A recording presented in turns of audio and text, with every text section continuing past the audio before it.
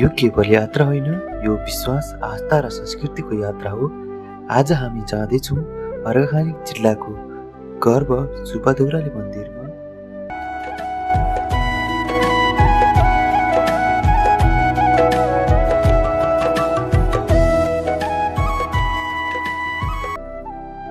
हिमाल, पहाड, तराईका श्रद्धालुहरूको आस्थाको केन्द्र बनेको यो मन्दिर समुद्र सतहदेखि करिब 1800 मिटर उचाइमा शान्त र रमणीय वातावरणमा अवस्थित छ।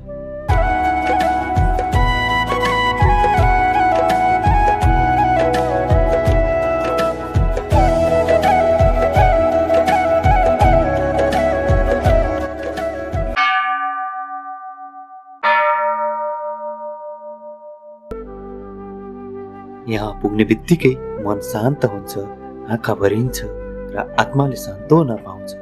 भक्तजनहरू मनोकामना लिएर माताको दर्शन गर्न यहाँ आइपुग्छ।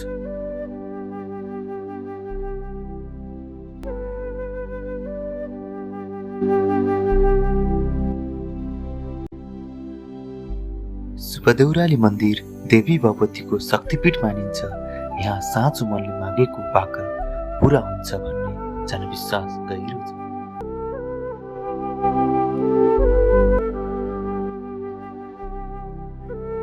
मन्दिर वरिपरि फैलिएको हरियाली, चिसो हावा र मौनता यो ठाउँले आत्मसम्म छोइदिन्छ।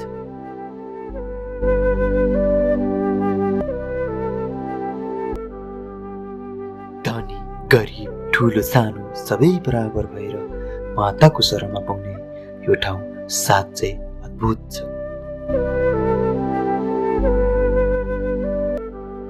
यदि तपाईँ पनि जीवनमा शान्ति, विश्वास र आस्थाको अनुभूति गर्न चाहनुहुन्छ भने एकपटक सुपादेउराली मन्दिर अवश्य जानुहोला।